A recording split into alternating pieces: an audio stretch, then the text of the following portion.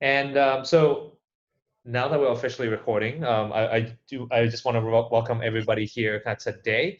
And just to echo what John have said earlier, thank you for coming. I know that it's very easy to be zoomed out during this time. There's so many things to go to. So thank you so much for coming. And I do see a lot of new faces. So thank you for coming. And for those who have been coming uh, every time we do this, thank you for supporting us. We love having you here, and we love having you participate in all our conversations. So with that said, I do want to just give you a little bit of background of how we got to where we are today with Future Look. So for those participants who have been here many times, bear with me for a couple of minutes as I explain how we got here. And especially for if you are new, the history of Future Look really started off as a series of events that the goal of it was just to create a space for leaders to meet during the pandemic. And a framework that we have been using is called the 3 Rs. It's respond. I never remember what the 3 Rs are. It's respond, reset, reset, and renew. renew. Yeah. Thank you, John.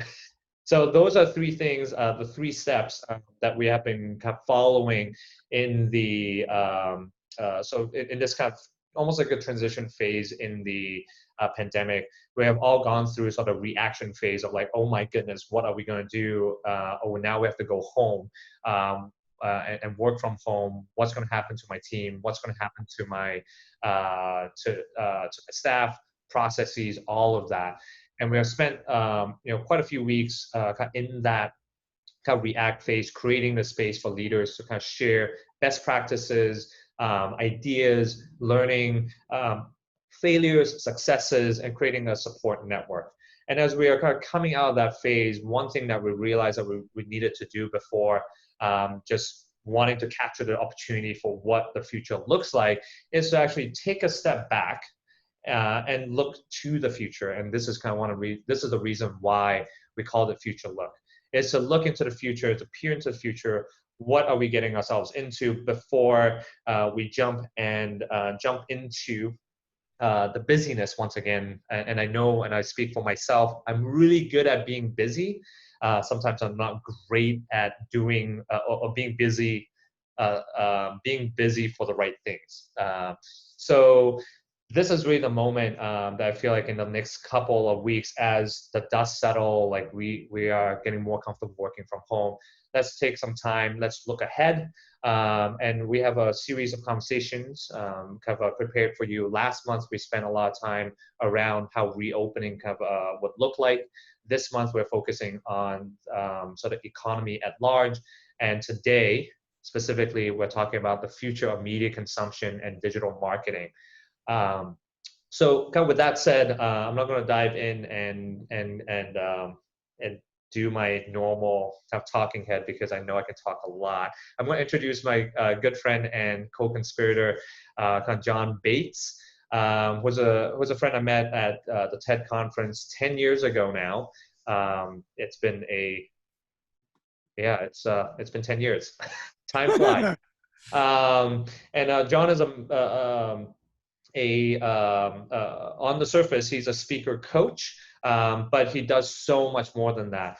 And this is one thing that we have been collaborating a lot in helping leaders be better leaders, ask better questions, not just come up with better tricks or better solutions, but really dive into why we do what we do and ask the hard question. And if you ask John, that's what we believe are the more important questions. So with that said, I'll hand it off to John to introduce the panel and lead the discussion. Thank you. Thanks, Tino.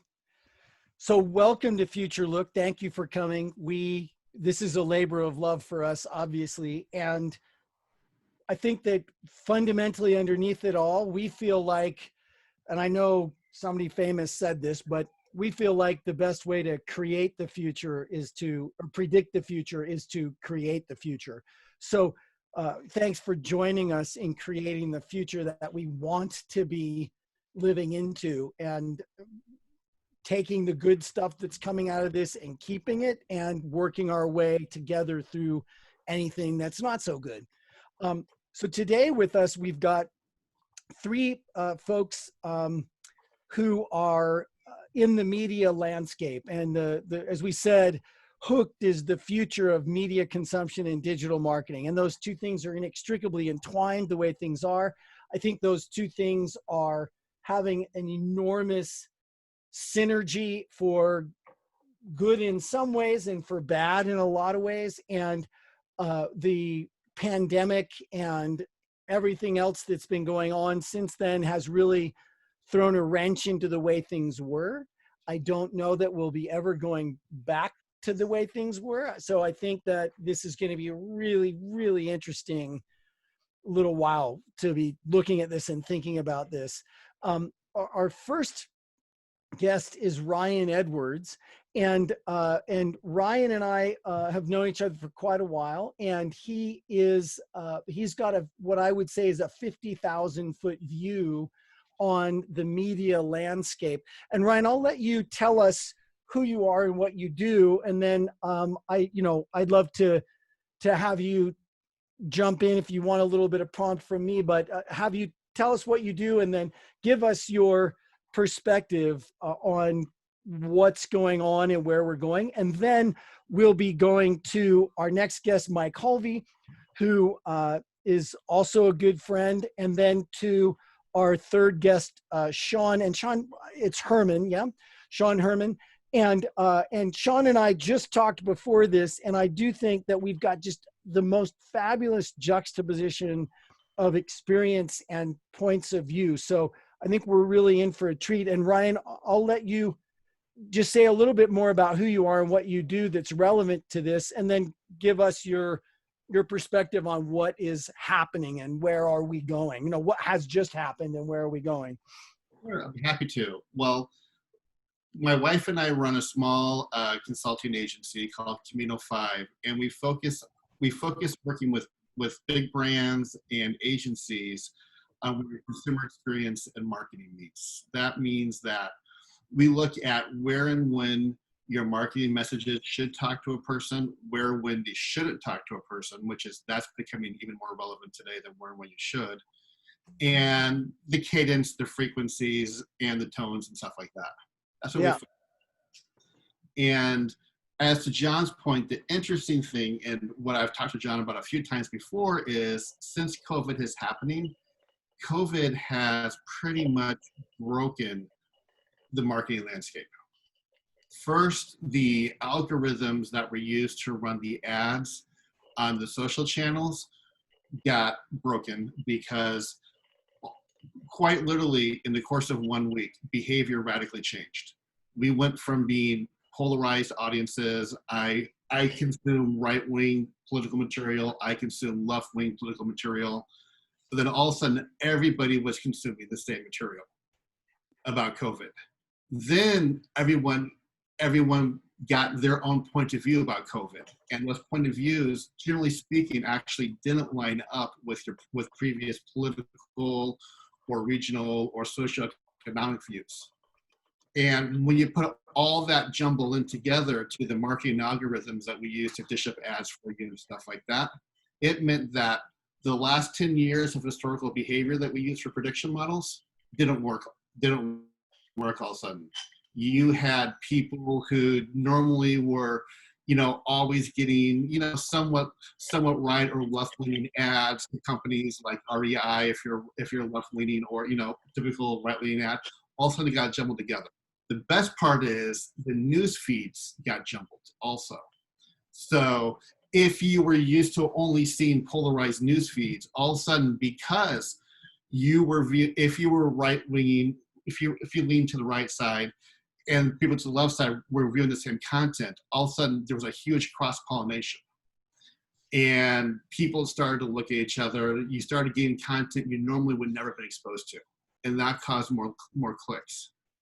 At the same time, there was this great great grassroots movement called the John Smith movement, where all these people got together and went to shopping carts, and they abandoned roughly $100 billion worth of material in shopping carts.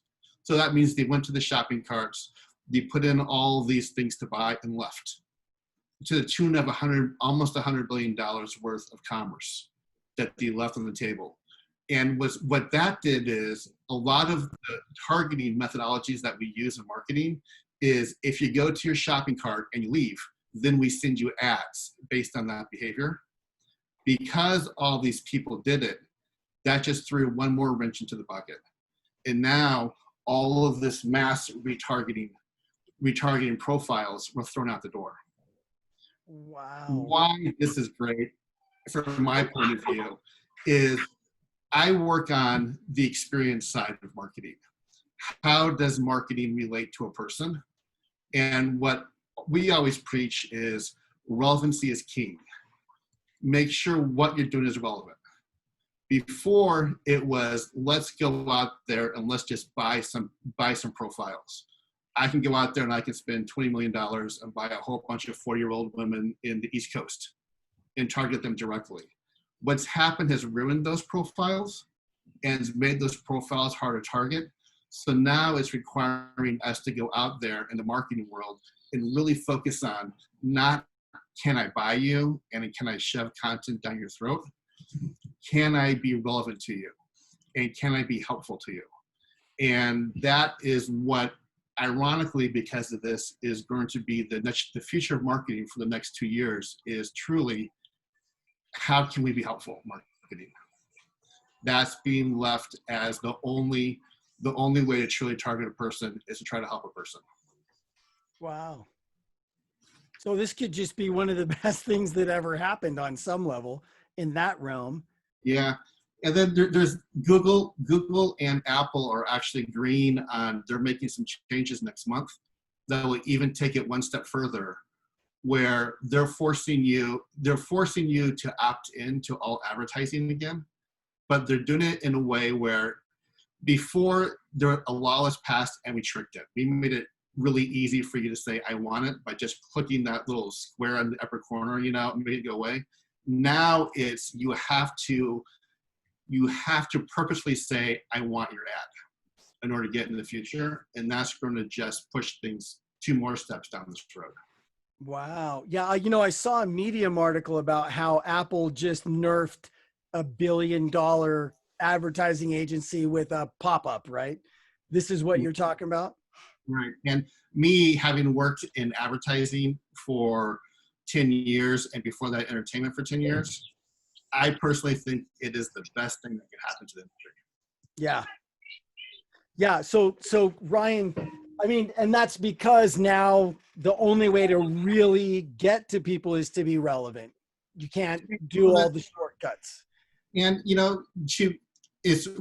we've paid lip service for years of relevancy is king. The purpose of any brand is to help a person solve a problem. Now we have to truly talk to you about how we're trying to help you, and not just say it and buy you. That's fabulous. Ryan, thank you very, very much. I want to leave some time so that we can kind of have a little back and forth. So that was perfect. And Mike, we'll come to you now. You've got a somewhat different perspective.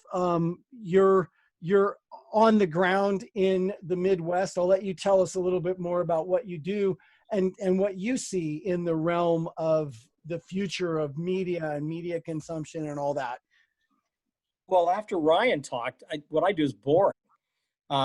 So welcome. I beg to differ, but John's been a great friend and a coach for a number of years. So I appreciate the opportunity to spend a little time with everybody and share a couple of stories. So first things first, if I said the name Dick Van Dyke and Gene Hackman, does that mean anything to anyone on this call? Yes. Okay. They got their start in the business, in the very building in which I'm sitting in. Right on. From the same little town as I come to you from.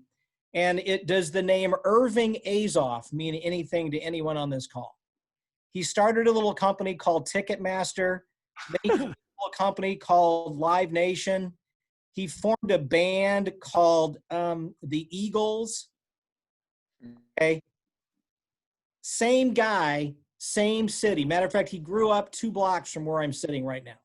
So I like to think that I'm coming to you from a little town of 30,000 people, 73 miles due west of Indianapolis and 100 miles, about 120 miles due south of Chicago, just to kind of paint the picture of where we're at. We have a family-run company. We have 23 radio stations. We serve 6 markets, and we are on the front lines in a battle each and every day. And what Ryan was talking about, in this big shift, $100 million that gets left in a shopping cart and it throws the internet into a tizzy. Okay, that's his big statistical takeaway. Here's mine. People are getting up later. People are consuming my content later. I mean, it used to be, oh my gosh, morning drive radio. It was so important. Right? Amber, right? When you were a kid, you got up, you turn on the radio. Well, here's what's happening. People aren't getting up at the same time anymore. For those of you that are involved in the media business, and I see Dana shaking her head. It's so true. So what's happened is everything has been kind of time shifted in my business because of what's happened in the pandemic. We are still very, very important. And if I get the opportunity, I want to share a couple of stories about how we connect and how we care and what we've done. And in particular, in the school space, as it relates to the pandemic and tying, again, the economics into it. But one of the big statistical takeaways is that there's this time shift because people are in fact getting up later because you're working at home. I mean, your commute is from your bed down the hallway, if in fact that's the case, and you turn your computer on and you're at work. This is true. I have a very good friend who runs a national digital marketing. They make hardware. Their company's called Watchfire. They do digital outdoor, out-of-home boards. They just did the new, has anyone been to Vegas? Yes, right. This is a Vegas group. So Fairmont Street, downtown Vegas, right? The canopy that was just done in Vegas was built 2 miles from here in Danville, Illinois. All right. And so one of my friends runs this company. And she was talking about the changing dynamics of workforce because of the pandemic. And she goes, we just reopened our office. No one from the outside can come in, but we want some of our inside people in because we miss the energy. And the number one complaint is, can I wear my yoga pants to work now? That was like the biggest takeaway as they were trying to reopen their office to build these multi-million-dollar digital screens. The biggest obstacle to success was, can I wear my yoga pants? Well, the answer is, of course you can wear your yoga pants. Just make sure, there's something else on in that environment. That seemed to be the biggest thing. But so in Ryan, if people were leaving things in shopping carts and $100 million, and I actually was on a call with Ryan about a month ago, and he shared the story about the algorithms, and then I used that on 3 calls later, but I cited my sources. So I didn't plagiarize, Ryan. So thank you for letting me do that. But on the field, in our company, we saw a 50% reduction in revenue from year over year in month 2 of the pandemic. 50% reduction. It really hit our company hard. It's hit a lot of people hard. I'm happy to report that our staffs were very hard and we've improved that situation. But I have friends of mine in the radio business who in May were off in large metropolitan markets, 80%. 80% of their revenue go poof. And what happens as a result of that, you can understand. So what we've done is really honed down on exactly why are we here? What are we doing? We help our communities. We are on Main Street. We hold the hand of our local retailers who literally are fighting for their lives right now. And, you know, at the biggest, highest levels, you think, well, it's a rating point here and it's this there. We are on Main Street where we hold the hand of our retailers. And if the ad campaigns don't work, they have to go back to their families and say, we're closing our business. Okay. I have had 4 friends since March close their business. It makes me sick. Oh, but for all of that, we've also had success stories, which I'm happy to share.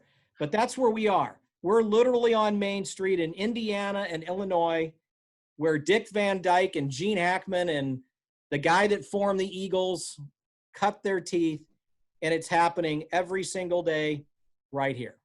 John? Mike, I want to, I know this, and I know you wouldn't come to this call and brag about it yourself, but I want to hear the story about what you did with the schools and what the reaction was. It makes me cry, actually. Well, what happened was, and one of the factors that really, really worries me right now is what's going to happen to our schools. I don't know. And again, in our business, it matters a lot. And as employers, I worry about our families. I worry how they're going to take care of their kids. And I have a 6-year-old my kids are all grown up, but I have a 6-year-old granddaughter who's in the 1st grade. And we just found out today that she's going to get to go in the building for 4 hours a day. We're going to feed them breakfast. They get 4 hours lunch and then home. Well, now the question becomes, what happens to those kids after noon? And that's huge for everybody. You know, our consumers, our employees, our listeners, our community, it's huge. But to John's point, as things were really starting to crumble, if you will, in March, we were looking at schools closing, and teachers and parents and the community didn't know what to do. And so we created in our company what we called our Educational Access Project. And we went to our superintendents in our districts, because we're in relatively small towns. The smallest is 30,000. The largest is about 120. But we know all the people. I mean, we know the superintendents, we know the teachers, and we know the parents. And we went to the superintendents and said, how can we help? And what we heard back was, if you could provide some daily content that is geared towards helping the parents who now all of a sudden are teachers, you would really be doing us a service. So as John knows, what we created was, we created daily touch points for teachers. In one market, we created 2-hour daily programs that were geared by age group throughout the day with daily lessons. We read stories, we did math projects, we did art projects. We turned off the music, we turned off our commercials, and we served our community. And it was awesome. We had teachers in one market. We did a daily reading program. It was for half an hour every day. And we had teachers who would compete against each other. They were throwing elbows for who got to actually read on the radio. I mean, it's so old school. It goes back to Dick Van Dyke. Yeah, right. Right? When Dick Van Dyke was on WDAN radio in 1946, that's what they were doing. But we had teachers who would fight with each other just to be able to give the reading lesson. And the response we got back from teachers and the parents, man, it made you feel good. Well, and Mike, you told me that you were a little bit worried at first about whether people would, push back on this, and maybe people who didn't have kids would get angry or something, right? But what was your experience? Oh, the phones rang and people were appreciative. Matter of fact, people called in to say, wow, we really love that story. Are you going to air it again? And the answer is yes. We put everything in podcast form. We thought we might hear back from the community. Hey, where's our music? Where's our talk program? What are you doing? And everyone, we got zero negative comments. Not one. Just warm smile. Everything was positive, and they understood what was going on. Yeah. And did it matter? Here's my test. If one child, was positively impacted by the little story they got on the radio, we could do no more to help our community than that. Yeah. So that's one of my COVID stories. Yeah. And I get teary-eyed talking about that too, but Yeah. Yeah. matters. I'm so glad. That matters. Yeah. Now, Mike, I gotta tell you, because I talked to you and I heard your story about a month ago, and I had a conference call with a corporate client about how to react to COVID messaging. I used you as the example of what you do is go back to your purpose while you're there, and then rebuild that foundation, build out from there. And I actually referenced you directly as that example. Well, thank you. Sounds like we stole from each other. Yeah. That makes me so glad. That's why we do Thanks, this. Ryan. I appreciate hearing that. Thank you. That's awesome. And Ryan, don't you have other connections to Newhoff Radio? Yeah. Do you do? I grew up in Springfield, We so are. I grew up on W1, WDBR. Yeah, the stations you grew up listening to are our competitors. In my mind, though, in radio, we're all one big family. So our competitors are not radio. WFM is our stations in Springfield. I listen to that too. My parents. And, if you don't think so, as you have all moved around the country, if you listen to the station when you grew up, man, those memories come flooding back. That's right. Yeah. Back to your face. You can't beat that. Right on. You don't get that with a newspaper. That's what I say. Yeah, no, I agree. So Mike, thank you. Yes. And so Sean, you've heard where we've been now, and I think that you bring a really interesting juxtaposition to these two things. And so I'll let you go ahead and tell everyone what you do and a little bit about you. And then I'd love to hear your perspective. We've got until a quarter after, and then we're going to do some Q&A as a group. And I think that'll be really fabulous. So over to you, Sean.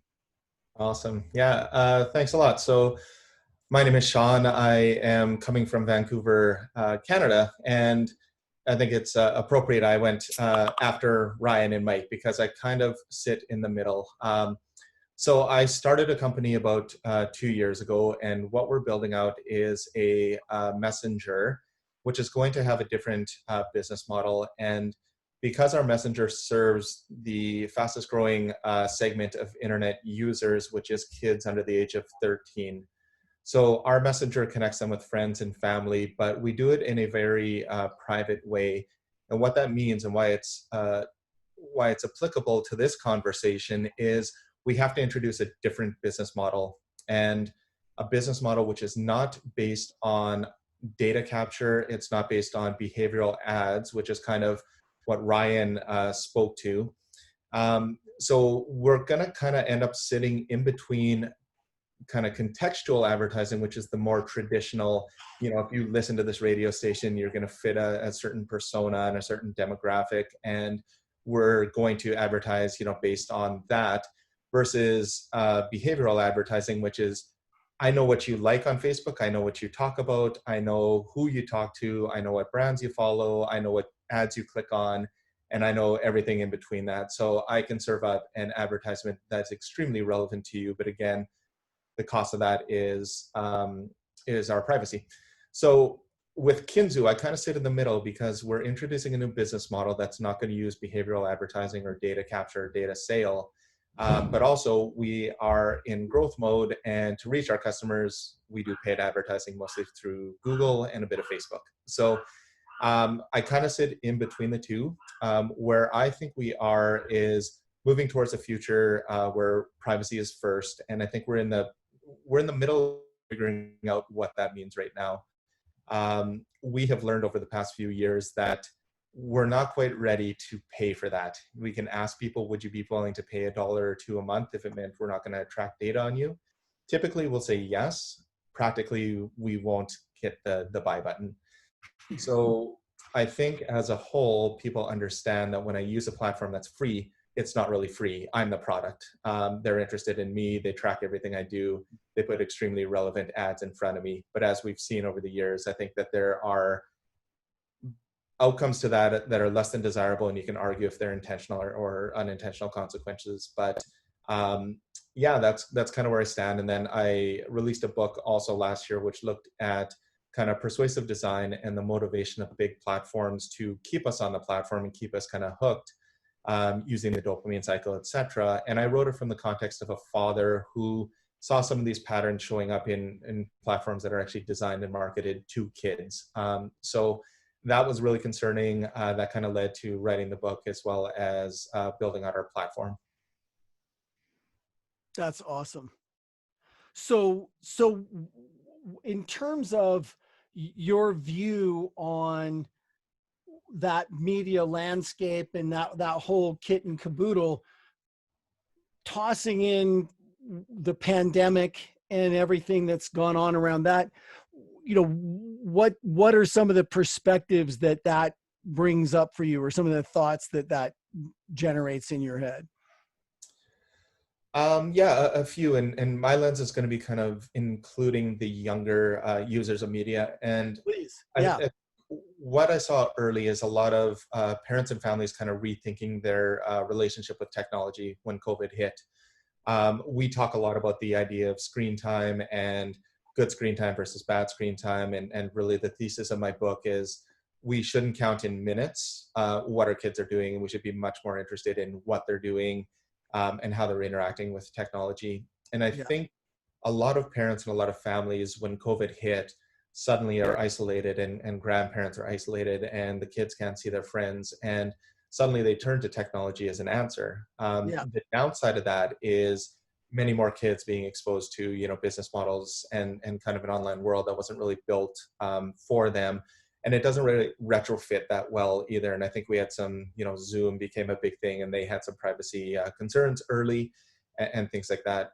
In terms of what it meant for us reaching our customers, I think it's been very noisy. I think we felt, as Ryan talked about, the algorithms change. It's harder to maybe reach the persona, but also with what's happening at a societal level and boycotts and a lot of things going on, it's a tough time right now to kind of understand where people are. And what's traditionally been fairly easy to reach your targeted persona, we're finding harder, and cost of acquisition going up, less efficient in marketing, and so we're trying to kind of navigate through that as well. So yeah, it's very interesting. I mean, I know that I have an almost 4-year-old son, and we definitely have been just going out of our way to not even let him see us sending texts more than we had to. But when this whole thing hit, we certainly fell back on FaceTime, and he talks to grandma and grandpa and Auntie Carla and, all that. But I think that, luckily he's young enough. I can imagine that opening of that technology floodgates with kids that are even a little bit older could have really put them into places, like you said, that were not at all created for them.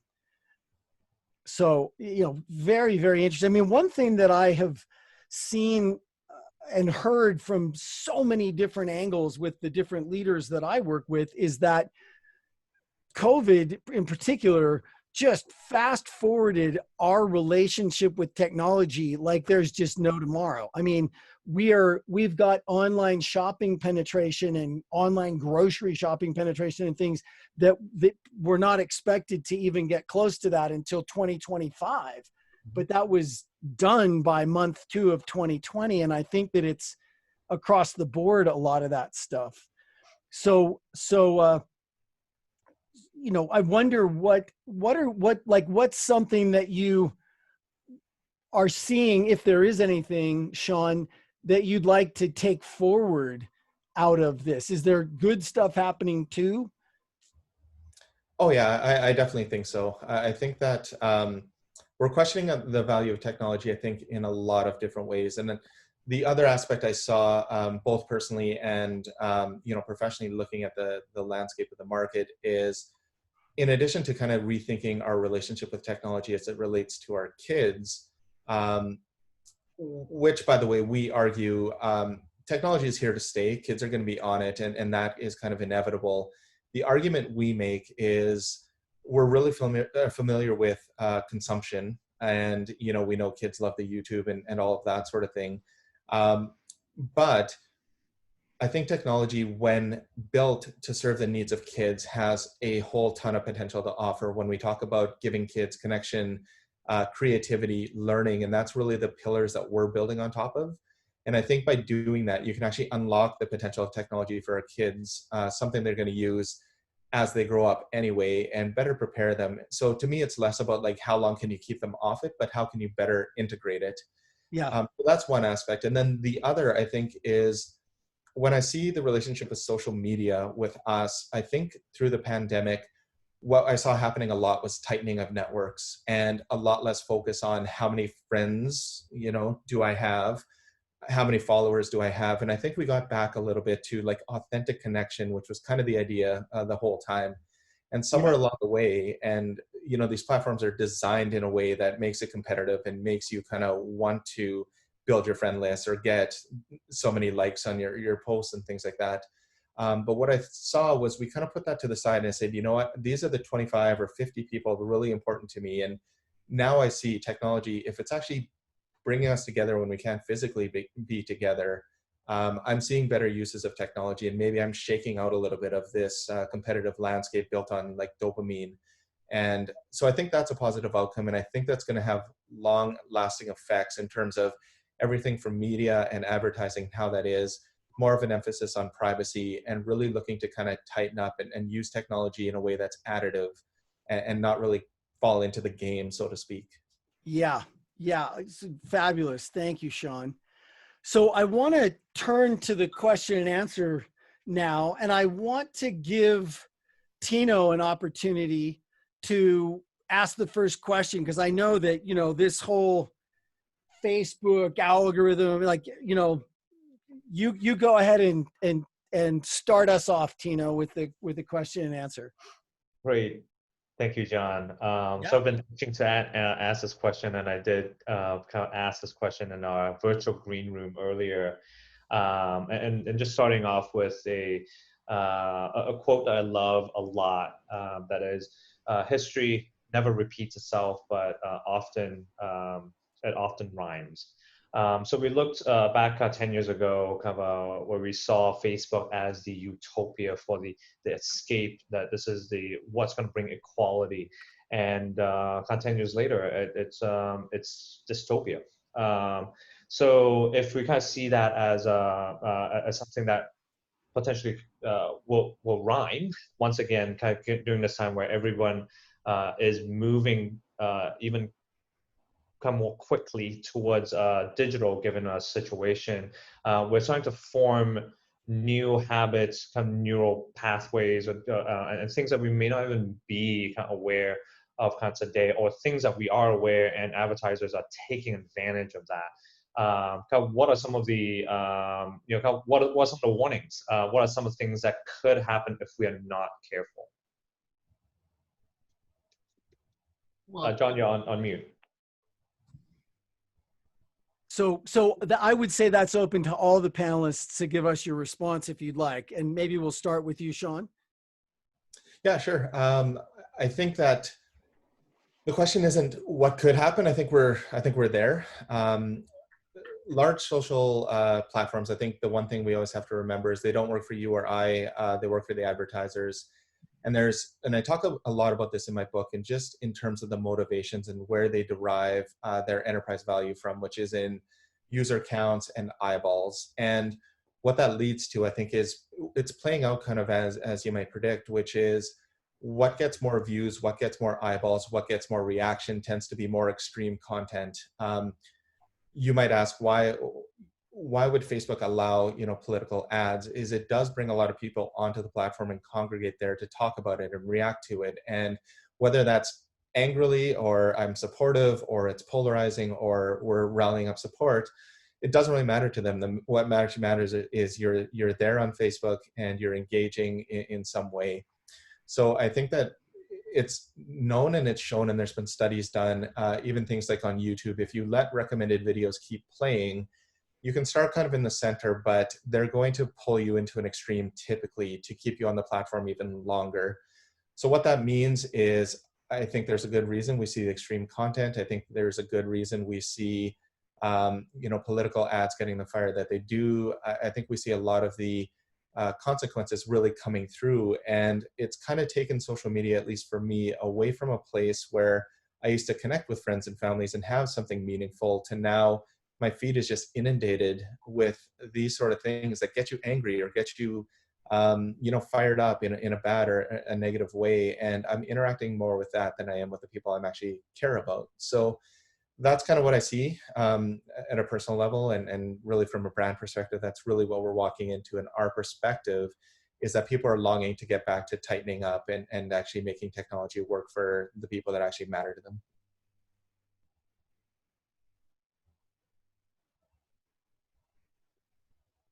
Ryan or Mike, anything to add? Sure. I mean, from my point of view, things like Facebook, while they've evolved in their level of technology, they're really the same as they started out. They have the same purpose, they have the same goal, and they're using a lot of the same tricks. They've just gotten better at it. What's changed isn't really the platforms. What's changed is us.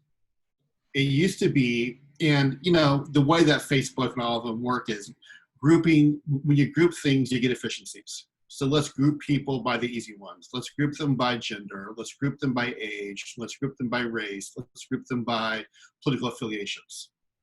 And one of the things that has happened now is that, where people are reclassifying the groups in the last 3 months, and they're throwing out the genders. I mean, you have groups now of, people that are 16 and 65 years old, because they have the same affiliations to the same movies. And you're seeing those groups, that type of groupings, becoming more and more prominent. They're always there, but they're always in the background. They're always your secondary identification.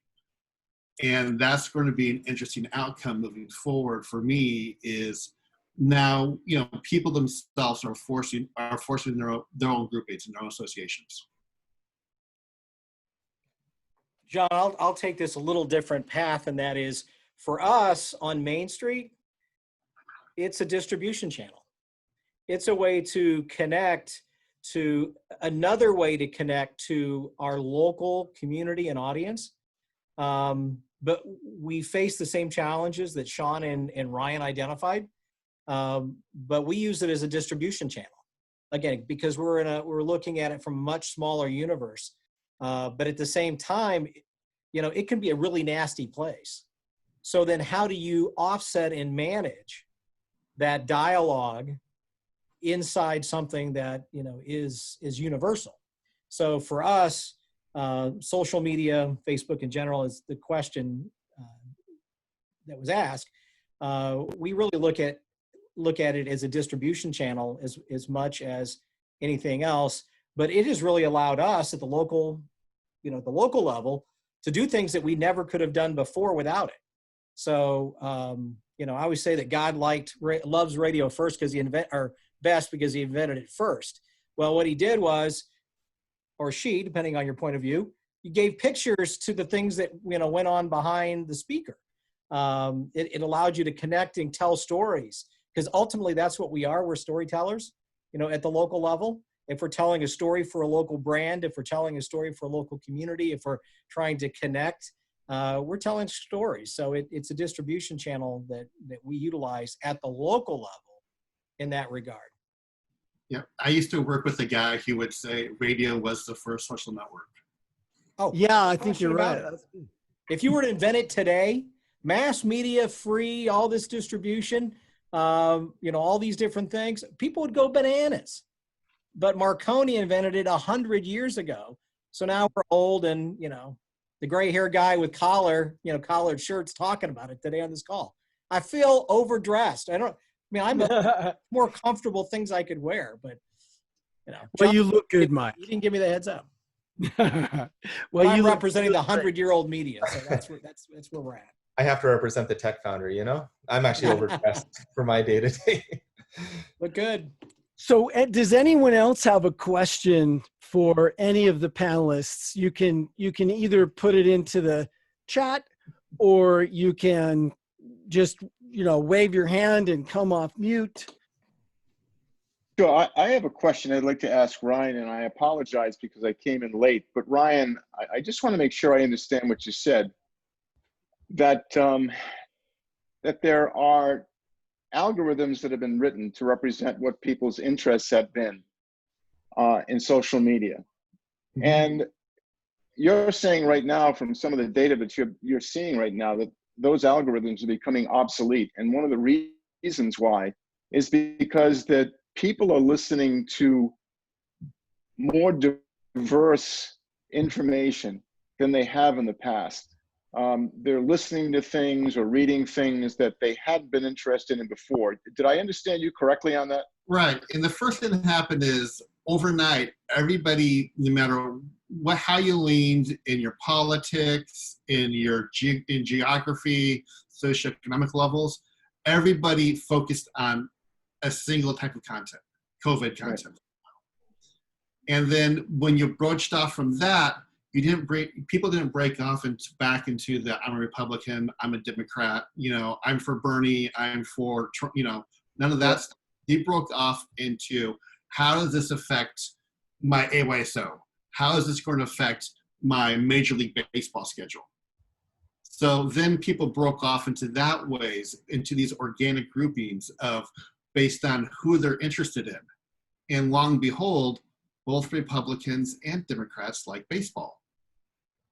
So when all the content switched to that all of a sudden, then you have 10 to 15 years of historical data based on all this type of content, and Shauna is completely right. It was designed to be a self-fulfilling prophecy. It was designed to marginalize you to the right or to the left. I mean, not for Facebook, but on smaller models, I consciously did tests to help design those models to funnel you off and polarize you to make money. It's designed for that way, and all that polarization was thrown out the window. So because of this phenomenon, you're having to rewrite algorithms right now to drive people to. The beauty of it is you can't rewrite an algorithm like that, because it's based on historical data. So what we've decided, and what I talk to people about, and why I mentioned Mike's story, is go back to your basics. Go back to the purpose of why you built the company. Build back into the relevancy of how that's relevant to helping the people that you built it for, and just start building up your old school marketing and communications that way. And then you gradually build back out into your pay ads and your stuff like that. But instead of, what was happening was, people would say, hey, Ryan, we have a $20 million ad budget. And we want to target these people. Let's just go out and buy their data and target them. Now we're saying, hold your $20 million. Let's start with just building that relevancy back. Let's start with your website or your app, your onboarding experience, making sure that's relevant. And then let's make sure your Facebook posts are relevant to that. It's building that better experience now. Wow. Well, I guess some of this diverse thought that people are now being exposed to that they didn't have before is good for society, I would think. I'm really encouraged by that, because people now are being exposed to or tuning into things that before they really weren't interested. And I'm not only thinking about the COVID thing, but also the race issue that is really troubling our country today. So if people are listening and tuning into that conversation more, I see that as a real positive. As long as they're thinking for themselves. The far too many people spread without knowing what they're spreading, I think is one of the, used to be is one of the down. And yeah, I think that even Twitter recently introduced a feature that kind of asks you to pause before you hit the retweet on an article and asks you to read it and understand the context and things like that. So again, I talk about kids a lot, but with my daughter's about to turn 10, and there's two skills that I focus on with her, not even skills, but it's things that she's going to need. Number one is empathy. Number two is critical thinking. And I think that those two are so important in the context of social media and understanding the source. Like 43% of adults get, like Facebook is their source for news, and the news articles that are shown to them are carefully curated. So you just have to be very careful. It's easy to fall into echo chambers, or to fall into only seeing news that really skews one way, and you can, a lot of people are spreading that without, proper context or proper, research behind it. Let me just acknowledge that we are at 25 after the hour, a little bit more. And traditionally, we would break out into smaller groups. However, this feels to me like a pretty manageable amount of people, and I kind of don't want to split up. If anybody feels strongly that you would like to stay together, raise your hand. Should we stay together, or would you rather get into groups stay together? Anybody? Okay, Yeah, is that good? All right, so let's just stay together and just continue the conversation all together, because we were going to break out into breakout rooms based on speakers, but I think this is a manageable size, and it's just fun to I want to hear everything. So who else has a question? What were you saving till the breakout room, if there was something? Yes, Mike. I was going to ask, knowing that you three panelists are all, you know how the sausage is made, you're the people making it. And to wonder as the consumer, I think a lot of the time, I'll at least speak for myself, a lot of my consumption is unintentional, not planning the way I'm engaging digital media. So for you guys, are there ways that you intentionally craft what you're consuming, your practices or habits approaching what you consume or what your families consume? I know, Sean, you mentioned these kind of values that you're teaching to your daughter. What are some things that we can think about in the way that we approach with intention how we're consuming media? Well, I'll go, Mike, and thanks for the question. It's interesting listening to Sean talk about his young daughter. I mentioned my granddaughter, little Nora, who is 6. And as an example of technology, because what you say is so true, and it's fun to watch. It's fun to watch her learn, and it's fun to watch her consume. I mean, it's very educational. But prime example, this has probably happened in everybody's house. So little Nora comes over to Grandma and Grandpa's house, and I'm okay being called Grandpa. I'm a young grandpa, so that's okay. I got a lot of energy for the long run. But she walks up to our television, and what does she do? Oh, wait. Let me set the story up. She's 2 at the time. She's 2 years old. She walks up to our television, and what do you think she does? I know the answer. My daughter did the same. Yeah. She swipes. She swipes the screen. And guess what happens? Nothing. So immediately, little Nora, she turns over and she turns back, and, in her 2-year-old voice, she says, "It's broken. It's broken." Now, that's at 2. And I'm fascinated, I'm fascinated with that. She has her little, and in safety and security is really important to us, because there are some really bad things out in the world, right? We would all agree with that.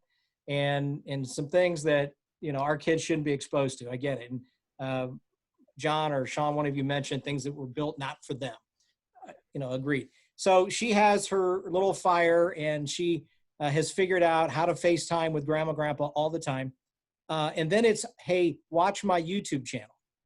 And so she now understands how to distribute content. She also knows that if she is singing, she's going to get more interaction with her audience than she does otherwise. So it's very interesting to watch this 6-year-old, the 2 to 3 to 4 to 5. It's a 6-year-old, and she literally is light years ahead of us. But as someone who creates content for local consumption, I'm paying attention to that. So let me give you an example of what we've done as our company.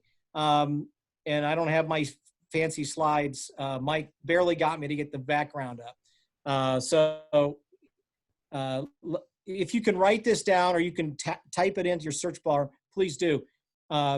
NEUHOFF,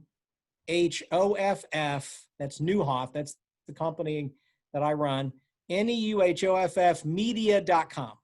That's our corporate homepage. And when you go there, you will see across the top, you'll see a click for our summer camp that we created and launched yesterday for children. And the idea, again, we go back to this consumption and we go back to what's happening in our space locally.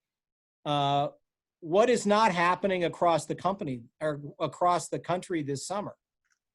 Camps for kids. And so we decided 2 months ago that we would build our own series of camps for our young people in our communities to attend. And so we got everyone that's on there are volunteers, coaches and players and athletes. And we created a series of skills and interactions for our youth that they could do at home. And so it's the Skills and Drills Camp. We're really proud of it. If it's okay, if this was Rotary, I'd pay the $1. But we're really proud of what we've done. And so far our activations have been, a couple of hundred. So we're, it's not through the roof yet, but it's across this smaller geographic area. But this is how we are creating content for our local communities in direct reaction to what is going on. So we're very, very proud of that. If you've ever wanted to know how to throw, so Amber, if you've ever wanted to know how to throw a football properly to get a spiral, if you click on the football video, you will note that you can do so in practice with a roll of toilet paper and a rubber band. This I never knew. So one of our coaches explains to kids how to do that. So, and again, at the local level, we're trying to create content that connects. And I'm very proud of that effort. Yeah, that's very cool. Tino. Thank you. So I know, Amber, you have a question, but I do want to follow up, and I would like Ryan to kind of respond to kind of what Mike have just said. Is that what you mean by kind of essentially for the next 2 years we have to earn kind of people's kind of trust or kind of not trust, but instead of just shoving content down their throat, is really come to earn it. Is that kind of what you mean by what's going to happen in the next 2 years? Right. You just have to really focus on, here's why my company exists. We make this product, and this product is supposed to solve this problem. Now, how do I talk to people about that problem? And how do I connect to the people that have that problem? Just like Mike's doing, their company, these serve the community. So they're simply addressing the immediate community problems and connecting with them that way. I mean, in advertising, we love our catchphrases, and the catchphrases that it used to be think global, act local. In the last month, we've been saying, act local, think local. Even if you're a multi-conglomerate, it's all about connecting to people, as close as you can to their one-to-one need basis. And it's about realizing that there's no more difference between East Coast, West Coast in the United States. Problems are relatively the same. Really interesting. So Amber, you put a question in the chat. You said, I'm a government public information officer, and one of the things that FEMA teaches us is to focus on our why. Ryan talked about going back to your purpose earlier, which resonated with me. From the other side of the fence, how do your organizations, or as a consultant, the orgs you work with, determine your core purpose? And, I'll be, because Tino and I met at TED, I will definitely give a shout out to Simon Sinek. And if you have not seen his TED Talk, Start With Why yet, go to TED.com, search Simon Sinek, SIMONSINEK, and just start with why, and you'll find it. It's brilliant. It is so brilliant, and it's so crisp. And, that he met, I actually got to work with, I met him at TED. I don't know if you know this, but I met him one year at TED in 2014, I think.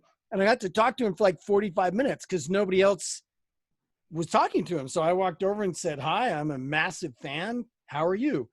And he helped me come up with my why. And so from the Simon Sinek model, one of the things that he told me that made a huge difference for me is he likes to write his whys as if they were for a social movement. So to something, so something. So my why is to bring out what's awesome inside every person so it can live in the world and make a real difference. And so that's one angle on your why. So, FEMA might be something like to stand ready so we can assist US citizens in times of crisis, right? I mean, who knows, right? But so that's what I would have to say. I'll toss it off to anybody else, maybe Mike or Ryan or Sean or Tino, whoever, anybody that has something to add. I'll jump in.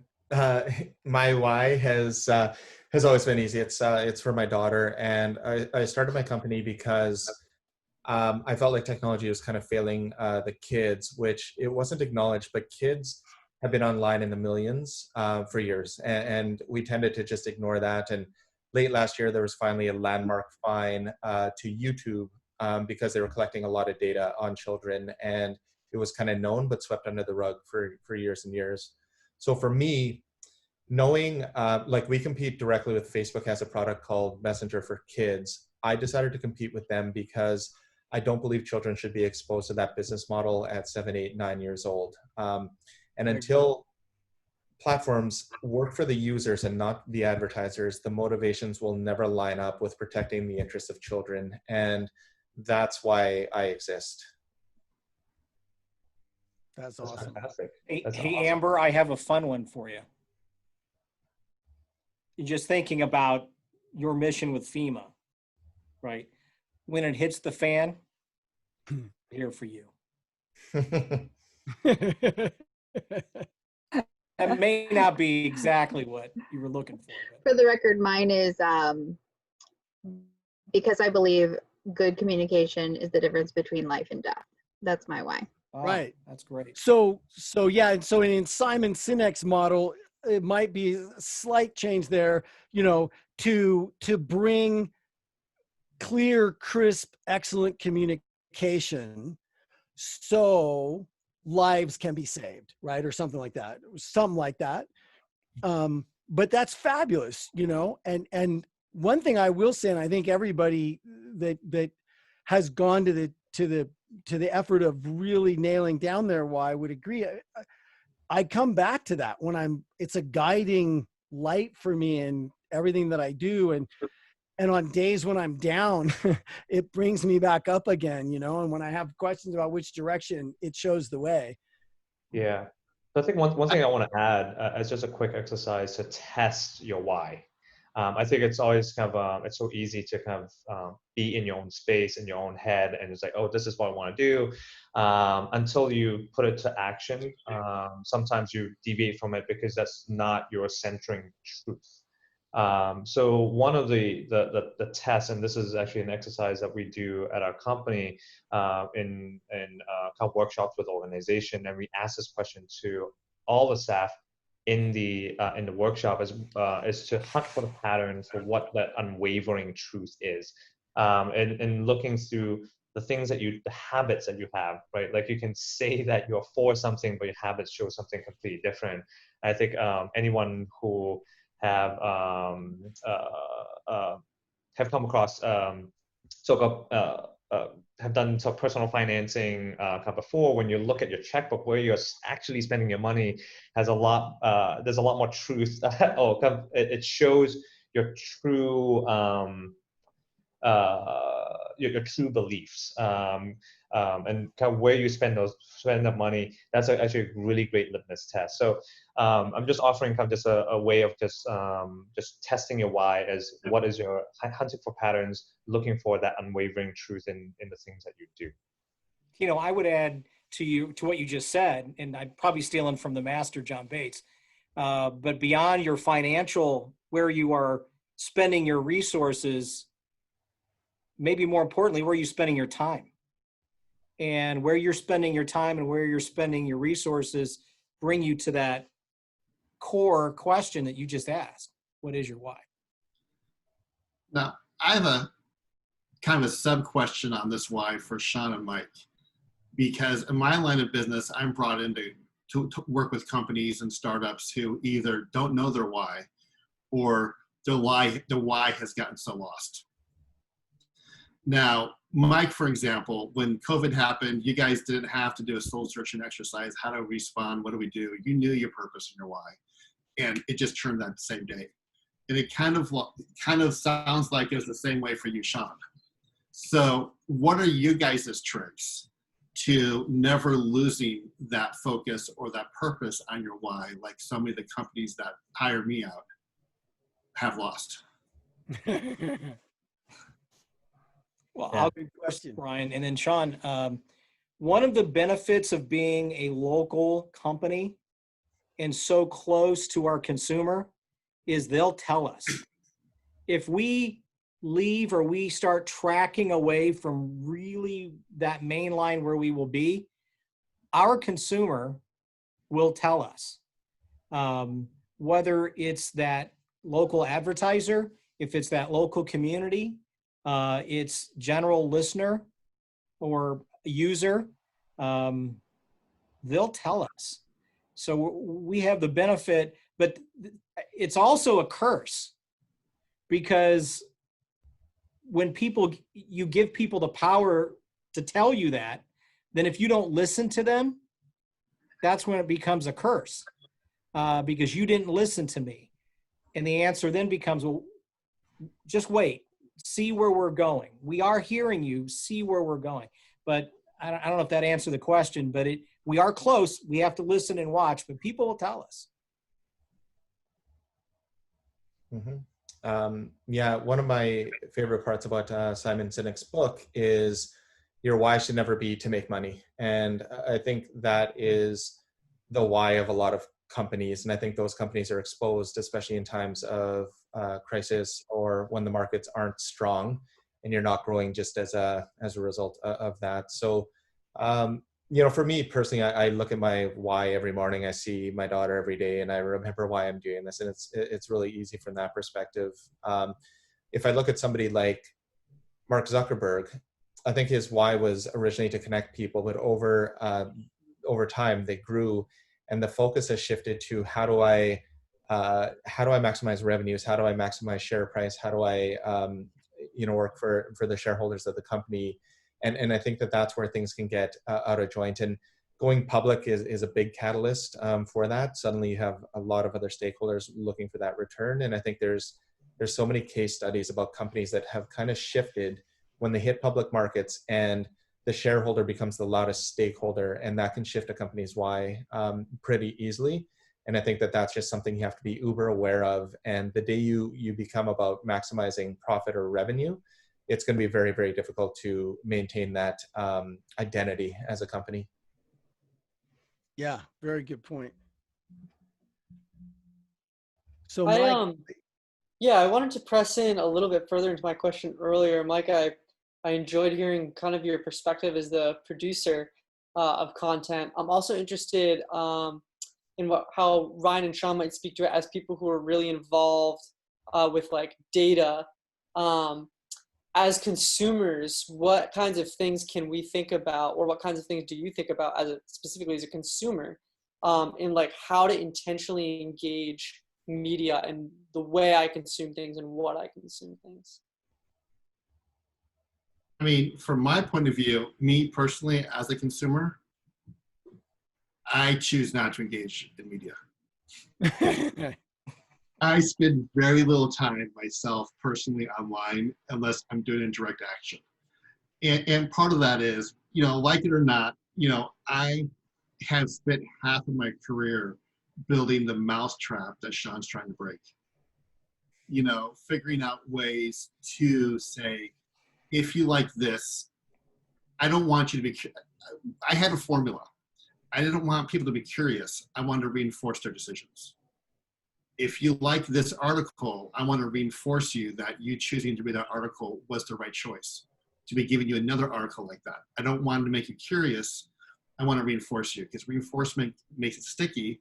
Reinforcement also makes you very narrow-minded. But that was a trick that I did all the time, and it works like crazy. So would you say, Ryan, that's like leveraging confirmation bias? yeah, reinforcement loops.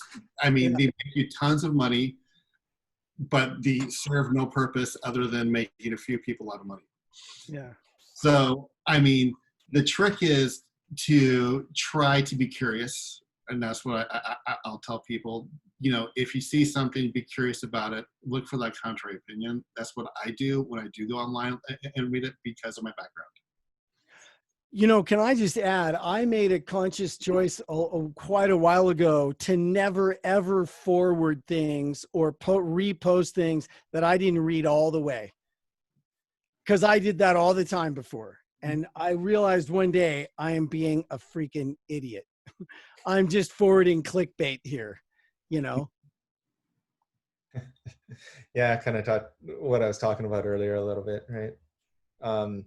Yeah, I mean, for me, it's if you don't pay for it, you're the product, and just remember that always. I deleted Facebook, Instagram. I don't miss it at all. Long time ago, it went from something I think was a net positive in my life to a net negative. I haven't found it hard to stay connected with the people I actually care about. I don't need Facebook for that, and in a lot of ways, it's kind of it's a vehicle for laziness, as opposed to making an effort to be in touch with friends and family one-on-one.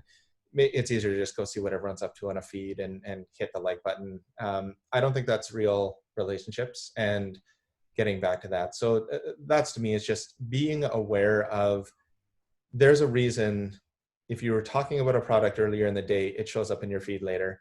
Being aware if you clicked on something here, or you put something, God forbid, in your shopping cart and then aborted it, that's going to follow you around for the next 3 months on the internet, and just understanding how that works. So I think a bit of education, but if you're willing to make that trade-off, I'm not here to judge. I'm not anymore. But I think what I see is collectively we're understanding that point a little bit better, that if the platform's free, I'm the product. Hey, Mike, Those are I really, gave really- you a, oh, go ahead, John. No, I just that's a great thing to remember. It's interesting when you're in the, again, I'm going to come to Main Street.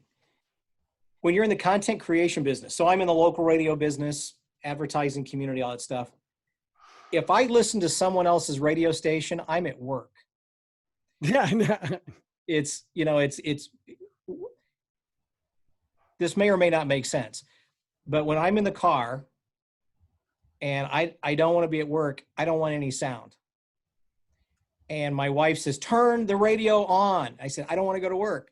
And when that's what you do, and my TV buddies, same deal, you know, they don't like to watch TV because they're at work, but I do consume a lot. I'm an early up guy, you know, so 3:30 in the morning is when I start my mental day. And, you know, I'm reading newspapers and my favorite information sites and stuff. You know, I'm a bit of a sports nut. Amber picked up on that. Number 18. Thank you. That was a Peyton Manning reference. If you're in the Denver area, you know, you can borrow him for a little bit. You got your Super Bowl. But so, I mean, that's my release. That's the other thing, but I learned so much, but I'm a heavy consumer. I mean, I read a lot online. And those are the things that, those are the things that are, you know, that are important to me, that I go out and get. So, social media wise, I'm a Twitter, Facebook, but the Facebook really is surface level. And I use it to check up on our brands to see how we are using, the technology. Twitter is for me for enjoyment. And again, the things that I enjoy, politics, news, current events, a little sports, a little motor racing. That's how I use my, you know, social media. But 3:30 in the morning, I'm up and I'm soaking it in. But I will tell you, my brain shuts down at 7 o'clock. So I'm no good after 8 o'clock. Kerplunk. If you think about the content you created all day, you don't want to consume it. Yeah. And I'll throw in one other thing to one other rule of thumb that we go by. It used to be, you needed 2 different sources to know it was true. Now it's you need to hear it on 2 different platforms.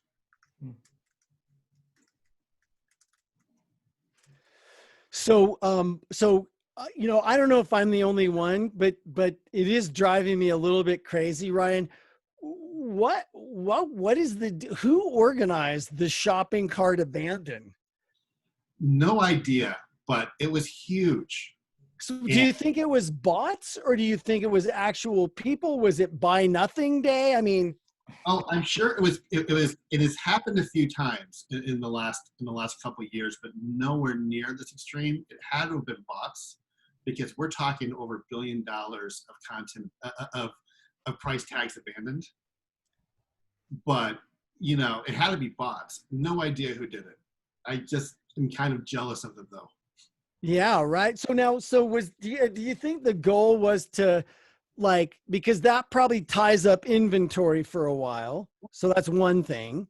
It also messes up algorithms for a while. That's another thing. Like, is there anything else I'm missing about that? No, it's just that. It just screws with the entire marketing industry. Right. That's the whole purpose, is to basically screw with it. Yeah. The marketing industry, like the folks that are, that's very interesting. So I've one other question, and I don't. So anyway, I one other question. So Sean, kind of really appreciate that you're trying to build a different type of business, and it's hard, right? Like I think as a kind of to Ryan's point kind of earlier, it's easy to kind of like create a clickbait to kind of like reinforce their kind of existing bias, right? Like, so can we maybe just spend the last couple minutes to actually talk a little bit about business models, since we are talking about economy? It's like if we are to find a way out, because I feel like we're starting to get down this path of like, we just have to take it. The world, the internet is just the way that it is. It's broken, so we just have to kind of take it into our own hands until there's a alignment in terms of business model and being able to kind of build a sustainable business. We are going to have more kind of broken systems. So I just kind of want to throw it out to the panelists, is like, what are some of the encouraging signs? And I just read the news not too long ago about kind of Twitter going to a subscription model. Or at least thinking about going to a subscription model. So, which is interesting. I know, Sean, you talked about how it's not quite right, not yet ready for your business, but let's just kind of look into the future a little bit. Kind of what are some of the kind of hopeful kind of signs as we kind of potentially shift away from this kind of broken system? So I have a bit of a prediction, and it's we're making a bet as a company on this. There's a relatively new idea called VRM, so vendor relationship management, as opposed to CRM, customer relationship management. What it means is, as a population, I think we're understanding the trade-off of our privacy for these type of platforms. I think people appreciate more and more that platforms have to have a business model underpinning them. And as there's more of a swell that we don't want to share data to enable that, VRM is basically an idea that I understand I have to interact with some brands or have some of that interaction happening so that the platform that I love can continue to operate. VRM is an idea where basically, instead of the platform deciding what is that ad in your feed that you're going to see, you are going to opt in to certain brands or contextual type of advertising. So it's almost like moving back to what TV was. Like, this channel, targets a certain demographic, so certain brands are going to advertise on that channel, and we're going to go a little bit back to that. And that's kind of a bet that we're making. What we aren't doing, people might tell you they're willing to pay for their privacy, they're not. Not yet. I hope that changes, and Twitter's experiment will be really interesting if they go to subscription. With Kinzu, we are always going to have a free version of the platform because of that. Use for 7 days and then pay us just doesn't work, and that's been proven over and over. But we are investigating other ways to generate revenues through in-app purchases of sticker packs and things like that people are used to. But I think we're almost ready, but we haven't pulled the trigger yet as a general population. But we believe there's an addressable market today, a small one, and it's going to keep growing. So Sean, is what you're describing is we all embrace that this kind of advertising to the side or whatever is going to continue, but evolve to a place where we could play an active role of, okay, if we're going to do that, because I want free, I get to tell you the stuff I want to see. Yeah, I think that'll be part of the direction. And there's new privacy legislation in California that's came out at the beginning of this year, and that is going to kind of set precedent. We've seen similar in like Germany. GDPR for European countries is more stringent. I think we're going to see pushes for people saying, if you're taking my data and selling it to advertisers, you should pay me for it. And I think we'll see pushes for that as well. So I think it's going to be, if we wait for regulatory, it's going to be tough. But I think we're going to see increasing demand for other models because I don't want to give my privacy, as platforms are being forced to be more transparent in the data that they capture and how they use it, which we touched on earlier. Yeah, there's a startup that's doing that with our health data, our medical data. Yeah. And basically saying the data would be of higher quality if we would actively provide it. But the flip side is we get some of the proceeds. We get some of the value, which I think is fascinating. It's very, yeah. The other thing, and this is maybe a place for us to wrap up, but I can send you out with a big thing to think about. Tino and I are working with a client who is very far ahead on the artificial intelligence and thinking about it and privacy and everything. And, I would love to leave with you the thought that we're grappling with as we work with him, which is that to have organizations like Google and Facebook own all of the data that they own, and Amazon as well, is just, right now it's fundamentally unfair, and it leads to all kinds of bad outcomes.